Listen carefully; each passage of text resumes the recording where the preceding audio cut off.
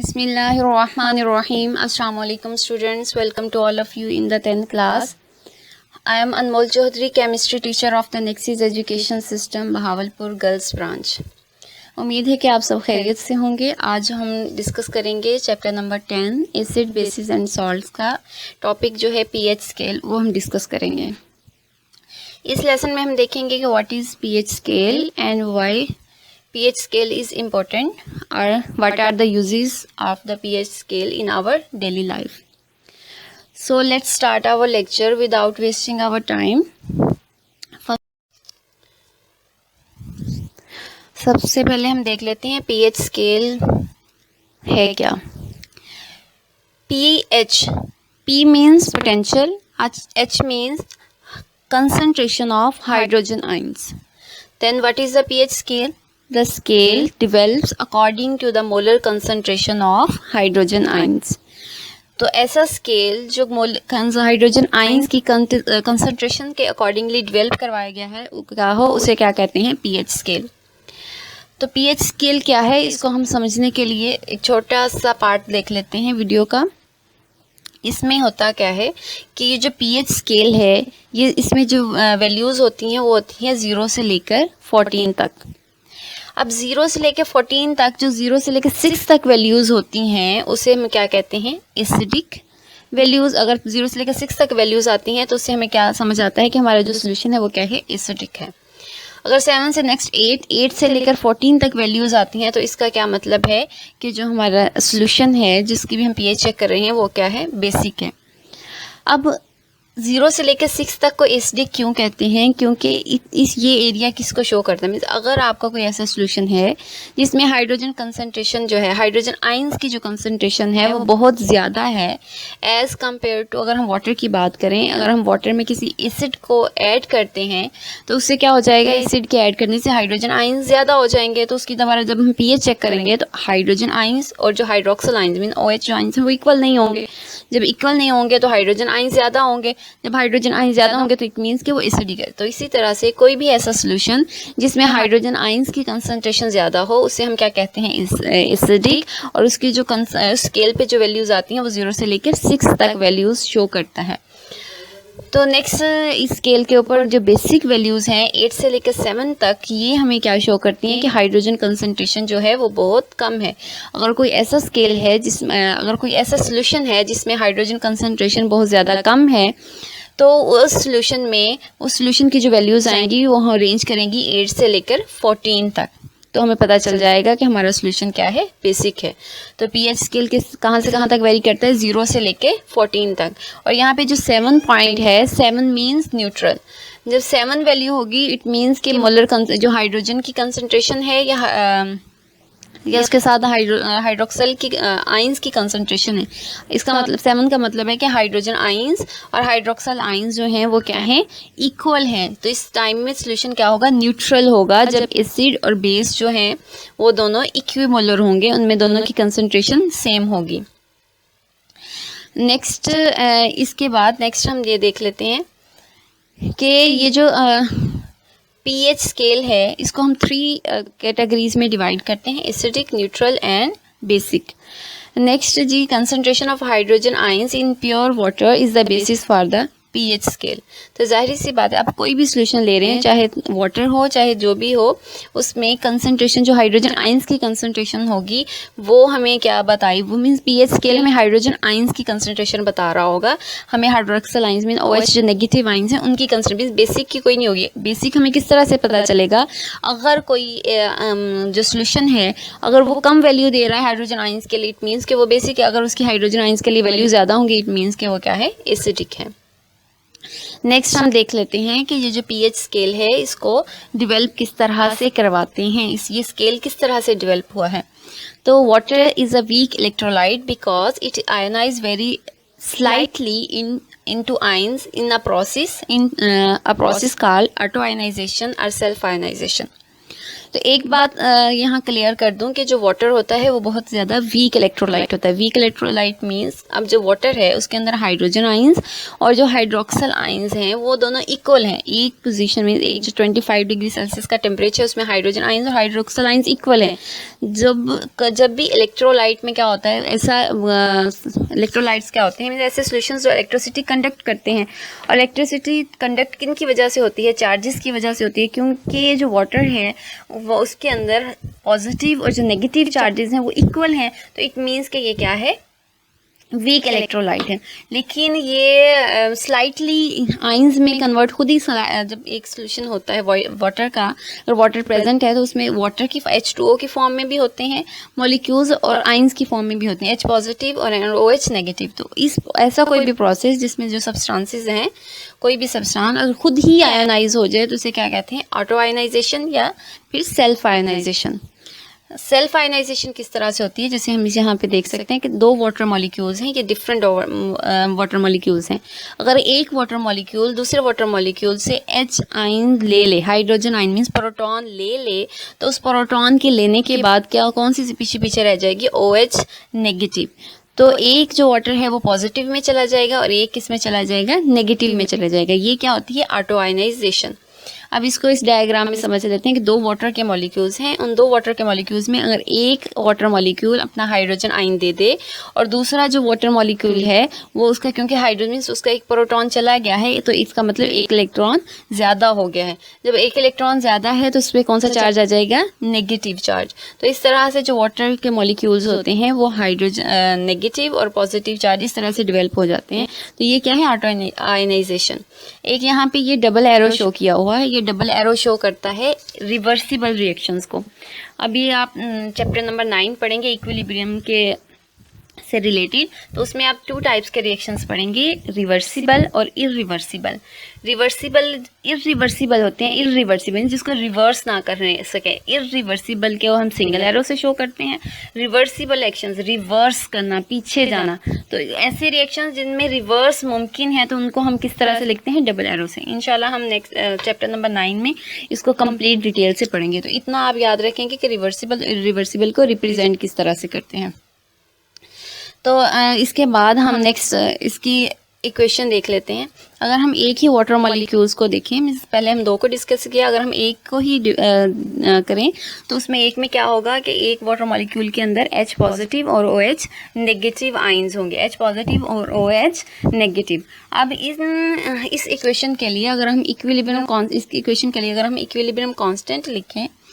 अच्छा, सबसे पहले इक्विलिब्रियम कांस्टेंट, क्योंकि इक्विलिब्रियम का चैप्टर ही आपका 9 चैप्टर है, तो उससे इक्विलिब्रियम कांस्टेंट से रिलेटेड मैं आपको यहाँ पे बता देती हूँ कि इक्विलिब्रियम कांस्टेंट में आपने ये चीज़ याद रखनी है। डिटेल हम चैप्टर नंबर 9 पे पढ़ेंगे, यहाँ पे सिर्फ आप ये याद रखेंगे। एक तो इक्विलिब्रियम जो कांस्टेंट है उसको रिप्रेजेंट करते हैं Kc से। किससे? Kc। अब Kc से रिप्रेजेंट करते हैं। उसके अलावा ये इसमें एक बात और याद रखनी है कि Kc की वैल्यू लिखते हुए प्रोडक्ट्स जो आपके होंगे वो नॉमिनेटर में होंगे और जो रिएक्टेंट्स होंगे वो किस में होंगे? डिनोमिनेटर में होंगे। बस इतनी बात आपने याद रखनी। एक तो रिवर्सिबल इरिवर्सिबल रिएक्शन को रिप्रेजेंट किस तरह से? एरो। और दूसरी बात आपने ये याद रखनी है कि इक्विलिब्रियम कांस्टेंट को रिप्रेजेंट करते हुए प्रोडक्ट्स हमेशा जो हैं वो नॉमिनेटर में आएंगे और रिएक्टेंट्स डिनोमिनेटर में आएंगे। तो अगर हम इस इक्वेशन को देखें तो इसमें हमारे प्रोडक्ट्स क्या हैं? H positive and OH negative. तो इसलिए ये क्या है? नॉमिनेटर में। और H2O क्या है? रिएक्टेंट। तो ये क्या है? किस में है? डिनोमिनेटर में। तो ये हमारा Kc एक्सप्रेशन आ जाएगा इस वाटर की इक्वेशन के लिए। As the concentration of the water is almost constant, the above equation may be written as, क्योंकि जो वाटर मॉलिक्यूल्स की कंसंट्रेशन होती है वो कांस्टेंट होती है, तो इसलिए हम इस जो ऊपर वाली इक्वेशन है उसको इस तरह से भी लिख सकते हैं। तो ये वाटर, इसमें इक्वेशन में क्या डिफरेंस है? जस्ट वाटर किधर गया? क्योंकि इधर डिवाइड हो रहा है तो साइड पे क्या हो गया? जाके मल्टीप्लाई हो गया। इसके अलावा और कोई इसमें एडिशन नहीं की। अब हमने नेक्स्ट क्या करना है कि नेक्स्ट हमने ये जो Kc और H2O है इसको हमने रिप्लेस करना है एक अदर कांस्टेंट से। अब इसको हम किस अदर कांस्टेंट से रिप्लेस करेंगे इसको हम देख लेते हैं नेक्स्ट।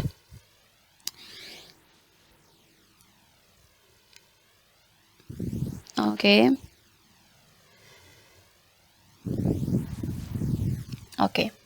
तो अब न्यू इक्विलिब्रियम कांस्टेंट जिसे हम क्या कहते हैं, ionic product of the water, it is use instead of product of the equilibrium constant and water. Means जो हमने पीछे देखा था, पीछे हमने क्या देखा था, इक्विलिब्रियम कांस्टेंट मीन KC और H2O था, उस KC और H2 की जगह हम क्या लिख देते हैं, KW। KW क्या है, आयनिक प्रोडक्ट है, किसका, आयनिक प्रोडक्ट कांस्टेंट वो है और वाटर का। तो हमने उस पूरी जो हमने पीछे टर्म थी KCH2O, उसको हमने किससे रिप्लेस कर दिया है, KW से। अब ये पूरी इक्वेशन इस तरह से बन गई। अब ये KW क्या है, आयनिक प्रोडक्ट है। अब ये क्या शो करती है कि 25 डिग्री सेल्सियस पे जो कंसंट्रेशन होती है वो कितनी होती है, 1.0 मल्टीप्लाई 10 की पावर -14। मीन्स ये आयंस की कंसंट्रेशन है, ये हाइड्रोजन और हाइड्रोक्सल आयंस की कंसंट्रेशन 25 डिग्री सेल्सियस पे ये कंसंट्रेशन दी हुई है। अब इससे हमें अगर हमने हमने अभी देखा कि जो हमारा स्केल था pH स्केल, उसमें सिर्फ हमारे हाइड्रोजन आयंस थे। अब क्योंकि उसमें सिर्फ हाइड्रोजन आयंस थे और यहाँ पे तो इक्वेशन में दोनों आयंस हैं, हाइड्रोजन आयंस भी हैं और हाइड्रोक्सल आयंस भी हैं, तो इसलिए हमें कंसंट्रेशन किसकी चाहिए, सिर्फ हाइड्रोजन आयंस की। तो हमें जैसे पता है कि एक वाटर मॉलिक्यूल में एक हाइड्रोजन आयन होता है और एक हाइड्रोक्सल आयन होता है। तो इसका मतलब है कि हम लिख सकते हैं कि हाइड्रोजन आयंस और हाइड्रोक्सल आयंस क्या होते हैं, एक इक्वेशन में इक्वल होते हैं। मीन्स जितने हाइड्रोजन आयंस होंगे उतने ही हाइड्रोक्सल आयंस होंगे, दोनों इक्वल होते हैं। तो इसका मतलब इस इक्वेशन में हम OH की जगह क्या पुट कर सकते हैं, क्योंकि हाइड्रोजन आयंस इक्वल हैं हाइड्रोक्सल आयन के। जब ये इसमें जाएंगे तो ये किसमें, अब ये किसमें लिखे जाएंगे, स्क्वायर में हो गए, क्योंकि 2 हाइड्रोजन आयन, यहाँ भी इसको हम रिप्लेस कर दिया है हाइड्रोजन आयन से। जब मल्टीप्लाई होंगे तो ये किसमें आ जाएंगे, पावर की फॉर्म में। अगर हम इस पावर को ख़त्म करते हैं तो हमें क्या लेना पड़ेगा, अंडर रूट, दोनों साइड्स पे इक्वेशन पे। जब हम दोनों साइड्स पे अंडर रूट लेंगे तो इस साइड पे भी अंडर रूट आ जाएगा और इस साइड पे, तो इस वाला साइड वाला अंडर रूट तो कैंसिल आउट हो जाएगा इसके स्क्वायर से। तो नेक्स्ट वाला जो अंडर रूट होगा उसको हम इस तरह से रिप्रेजेंट कर देंगे। इसको अगर हम सॉल्व करें तो ये हमारी एक हाइड्रोजन आयन कंसंट्रेशन आ जाएगी और क्या है, 25 डिग्री सेल्सियस पे होती है 1.0 मल्टीप्लाई 10 की पावर -7 मोल। अब ये जो कंसंट्रेशन है ये तो बहुत ही ज़्यादा कम है, क्योंकि यहाँ पे जो -7 वैल्यू है तो मीन्स 0.007 टाइम्स आके फिर 1 आ रहा है, 6 टाइम्स 0 आएंगे फिर 1 आएगा 0.00, तो ये बहुत कंसंट्रेशन कम है। तो इससे इस स्मॉल यूनिट से हमारे लिए डीलिंग करना मुश्किल है। तो हम इसको क्या करते हैं, इस कंसंट्रेशन को हम चेंज करवा देते हैं पॉजिटिव वैल्यू में, क्योंकि ये नेगेटिव वैल्यू है। तो इसको हम किस में चेंज करवा देते हैं, इस कंसंट्रेशन को पॉजिटिव वैल्यूज़ में चेंज करवा देते हैं। वो हम किस तरह से चेंज करवाते हैं, हम लॉग्स के जो हमने पढ़े थे लोगारिथम को यूज़ करते हुए ना, उनके जो हमने लॉस पढ़े थे उन्हीं को यूज़ करते हुए हम इसको चेंज करवा देते हैं हमारे लॉग फॉर्म में। ताकि क्यों हम चेंज करवा रहे हैं, ताकि हमारे पास जो वैल्यू है वो पॉजिटिव में आ जाए। अब यहाँ से P में मैं आपको पहले बता चुकी हूँ कि P में जो एक सिंबल से पहले P है, means P before a symbol means negative logarithm of the symbol. So P before H means negative logarithm of hydrogen ions. तो यहाँ पे जो P है, ये जो पोटेंशियल है, ये हमें क्या शो करता है, जो H है ये हमें शो करता है कि negative logarithm of hydrogen ions. अब जो negative logarithm of hydrogen ions हम क्यों ले रहे हैं, इसलिए ताकि हमारी जो वैल्यूज़ हैं, जो इतनी कम वैल्यूज़ हैं, इसको हम पॉजिटिव में कन्वर्ट करवा सकें। अच्छा, जैसे माइनस लॉग और ये पूरी वैल्यू आप कैलकुलेटर पे लिखोगे तो ये पूरा आपके पास 7 में आंसर आएगा इसको। अच्छा जी, उसके बाद इस तरह से हम पूरी वैल्यू आप कैलकुलेटर पर लिख दोगे तो इससे आपका पूरा आंसर आ जाएगा इस तरह से पॉजिटिव में। इसी तरह से जैसे हमने H के लिए फाइंड की है वैल्यूज़, उसी तरह से हम POH के लिए फाइंड कर लेंगे। अब PH मतलब जब हाइड्रोजन आयंस की कंसंट्रेशन थी, तो अगर POH होगा तो POH में P क्या रिप्रेजेंट करेगा, concentration of negative logarithm of concentration of hydroxyl ions की। तब आज जब हाइड्रोक्सल आयंस की जगह हम क्या रिप्रेजेंट कर देंगे, उसकी वैल्यूज़ जो थी 25 पे, अगर हाइड्रोजन आयंस 1 पॉइंट मल्टीप्लाई 10 की पावर -7 है तो POH के लिए भी हाइड्रोक्सल आयंस भी उतने ही होंगे। तो इस तरह से जब हम इसको सॉल्व कर लेंगे तो हमारे पास क्या आ जाएंगे, PH और POH। अब ये हम इसको डिस्कस करने के बाद अब हम नेक्स्ट देख लेते हैं कि जो pH वैल्यू जो होती है, pH वैल्यूज़ जो होती हैं नॉर्मली वेरी करती हैं 0 to 14। जब 0 to 14 वेरी करती हैं तो इसको देख लेते हैं कि किस तरह से। अब pH हमारे पास वैल्यू कितनी आई थी 7 और POH भी हमारे पास वैल्यू कितनी आई है 7। 7 + 7 इक्वल टू कितना हो जाएगा 14। तो इससे हमें क्या पता चला कि so the sum of pH and POH of the solution is always 14 at 25 degree Celsius. कौन सा सोल्यूशन? वाटर का सोल्यूशन। अगर कोई वाटर या कोई भी सोल्यूशन उन दोनों का ऐड अप करें तो। अच्छा, अब हम स्केल को देख लेते हैं। इस स्केल में वही वाली वैल्यूज 0 से लेके 14 तक वैल्यूज मेंशन की हुई हैं। 0 से लेकर 6 तक एसिडिक नेचर होगी और 8 से लेकर 14 तक बेसिक नेचर होगी किसी भी सब्सटेंस की। ये हमारे पास कंप्लीट क्या है? स्केल। और 7 का मतलब यहाँ पे क्या होगा कि न्यूट्रल है। तो वाटर की जो pH होती है वो 7 होती है, तो इसलिए हम क्या कहते हैं? उसको न्यूट्रल कहते हैं।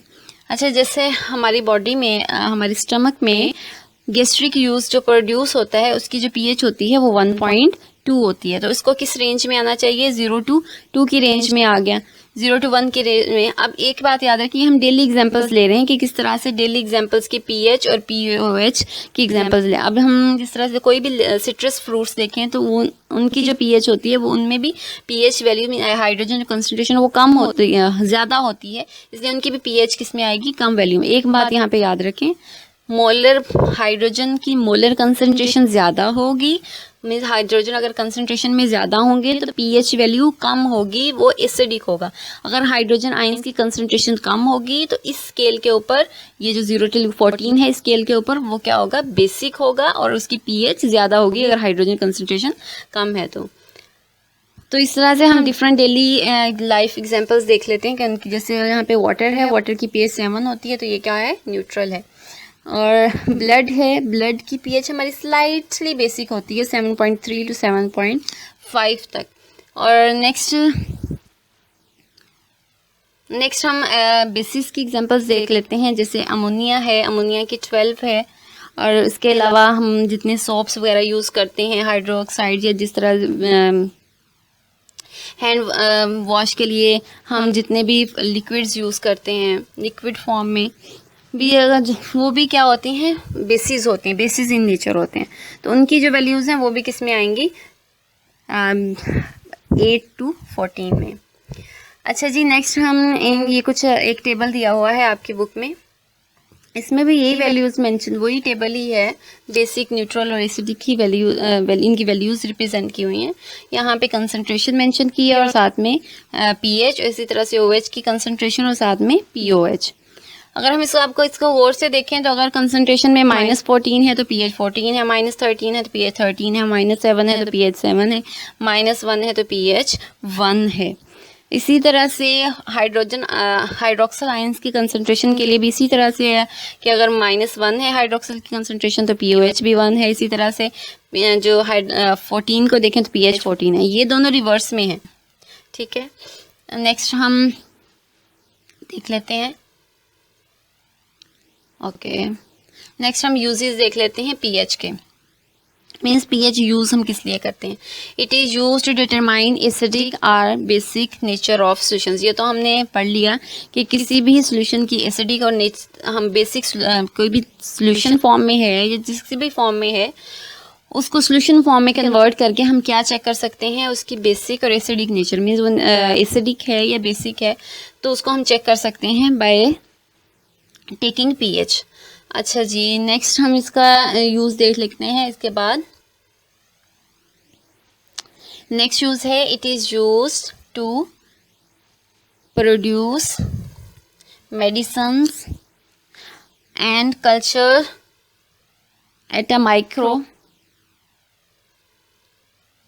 बायोलॉजिकल। अच्छा जी, इसमें हम क्या, मीन्स कोई भी मेडिसिन है, हमने कोई भी लेनी, किसी भी चीज़ के लिए लेनी है तो उनकी स्पेसिफिक pH होती है। अगर हम हमारी ब्लड को भी देखें तो ब्लड की भी एक स्पेसिफिक pH है 7.4 to 7.5, उससे pH रेंज वेरी नहीं कर रही।